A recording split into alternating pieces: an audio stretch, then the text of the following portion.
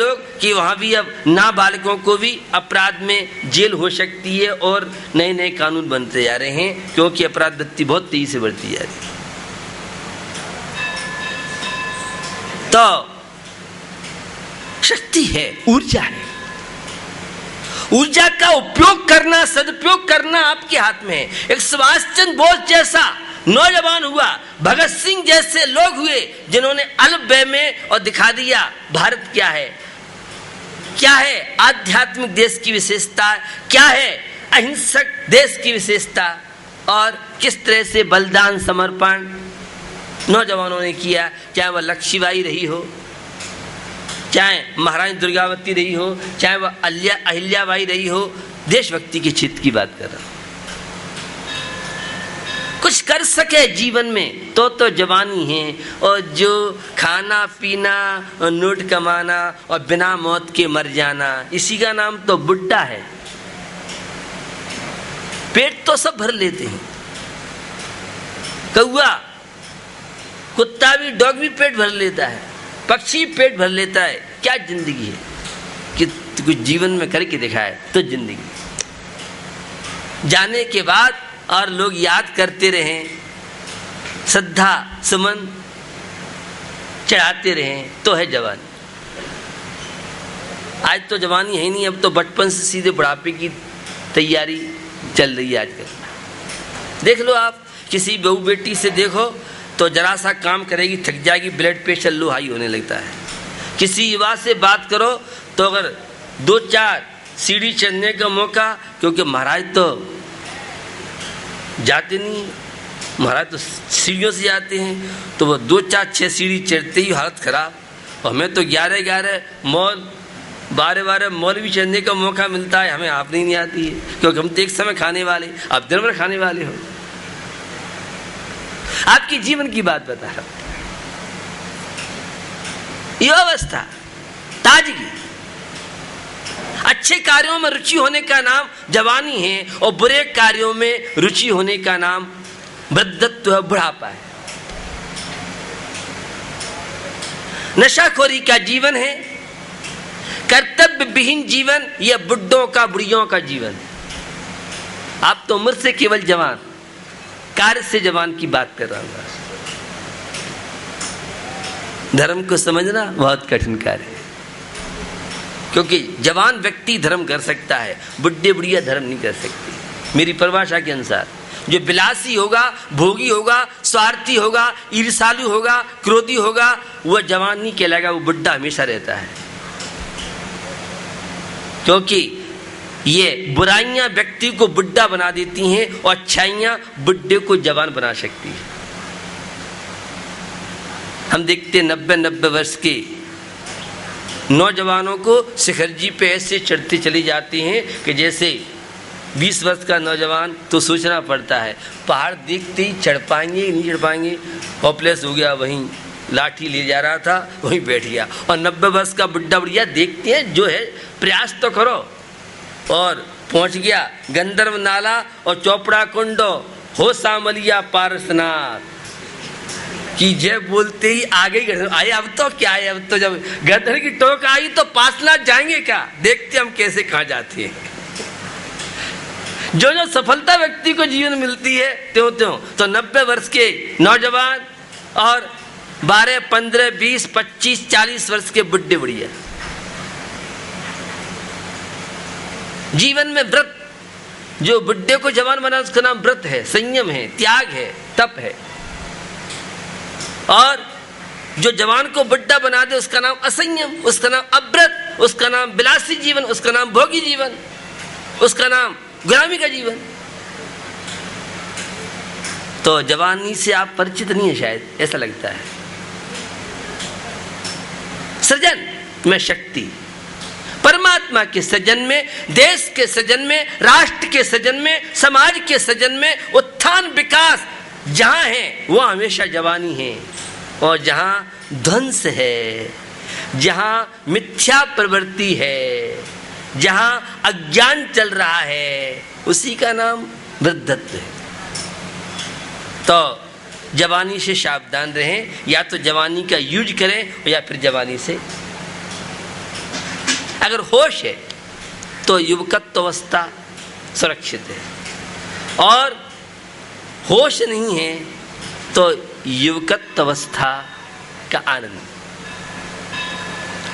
जोश और होश दोनों का सामंजस्य बिठाए उसका नाम अहिंसा धर्म है, उसका नाम भारतीय संस्कृति है, उसका नाम आध्यात्मिक जीवन है, उसका नाम नैतिक जीवन है, उसका नाम है अहिंसा का पुजारी।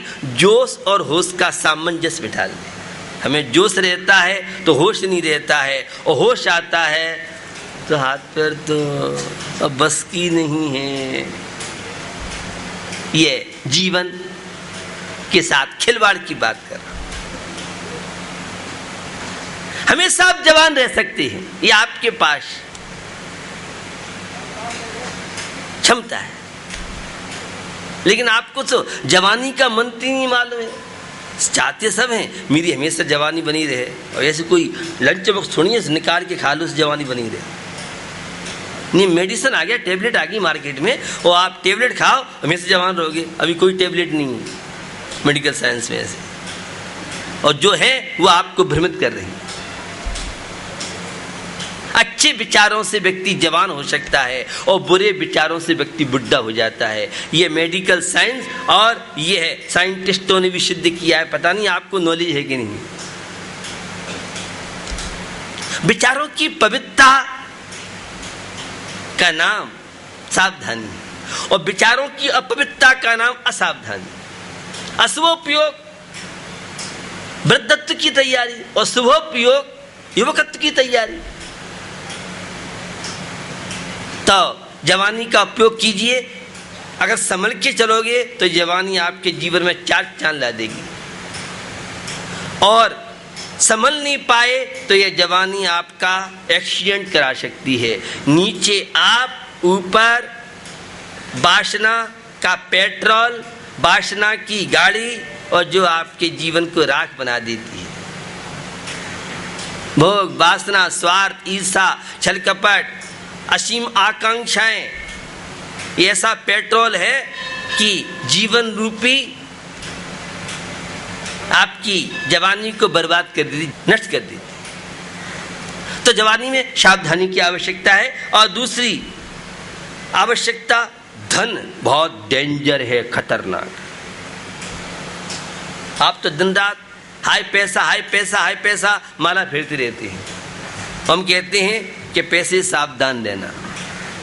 ये जितनी बुराई, व्यसन, गलत कार्य पैसे वालों के जीवन में ज्यादा मिलेंगे। गरीब आदमी सोचता है गलत काम करने के लिए। तो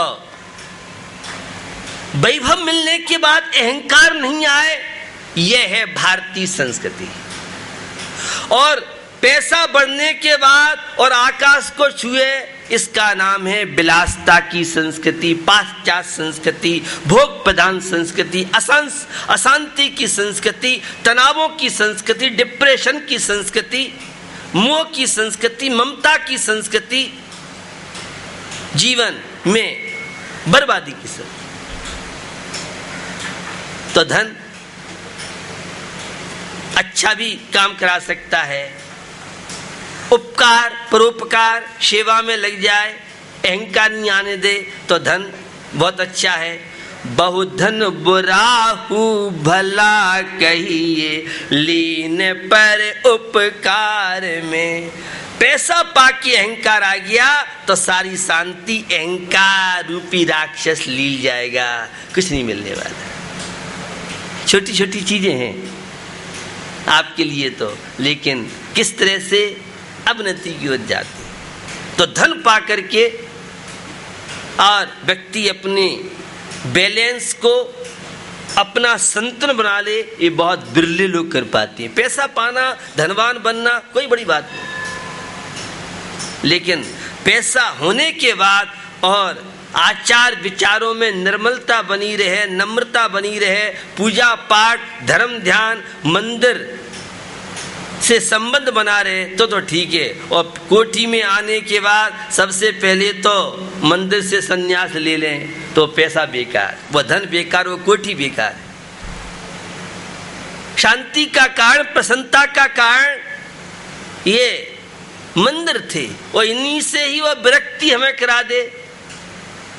तो पैसा तो आज है और कल धोखा दे जाए, लेकिन हमारे महावीर स्वामी कभी धोखा नहीं देंगे, गारंटी के साथ कह रहा हूं। सब धोखा दे सकते हैं, ये देव शास्त्र गुरु कभी जीवन में धोखा नहीं देंगे।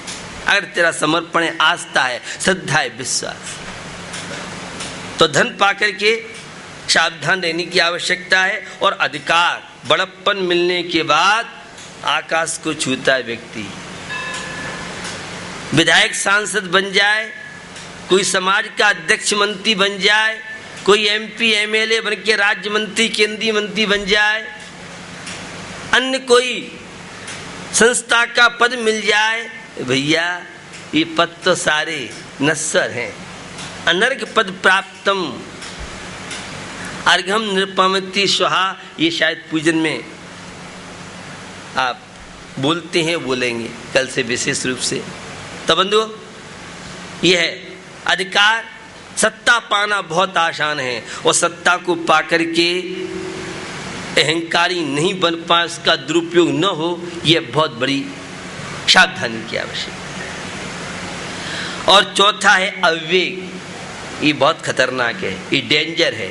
ये चारों के बिना व्यक्ति रह नहीं सकता है। हर आदमी अधिकार पाने के चक्कर में है, कैसे मैं बड़ा बनूं, कैसे मुझे मिल जाए राष्ट्रपति, प्रधानमंत्री पद, या मैं ही सब पदों को प्राप्त कर लूं, सारा वैभव। तो अविवेक, और सेठ सागर दत्त और सेठानी दोनों अपना जीवन व्यतीत कर रहे थे। 7 पुत्र थे, 7 बहुएं थीं, बहुत पोता पोती, नाती पोते आदि थी। शेठानी की थोड़ी रुचि धर्म में थी, तो वह मंदिर, शादियों के दर्शन, मालूम पड़ा कि नगर में मुनराज आए हैं, तो सेठानी भी दर्शन के लिए गई। और उपदेश चल रहा था, ओम ह्रीम श्री विश्वादि महावीर पर्यंत चतुर्विंश तीर्थंकर अश्या उषाय नमः स्वाहा, ऐसी जाप विशेष रूप से इस पर्व के दिन में करते हैं लोग। तो यह जो पावन पर्व है, इस पर्व की अपनी अनेकों विशेषताएं हैं, और जो इस पर्व का पालन करता है, जीवन में बहुत तरह की लौकिक समस्याएं तो हल होती हैं, लेकिन पारमार्थिक समस्या, परमात्मा पद की प्राप्ति भी कर सकता है।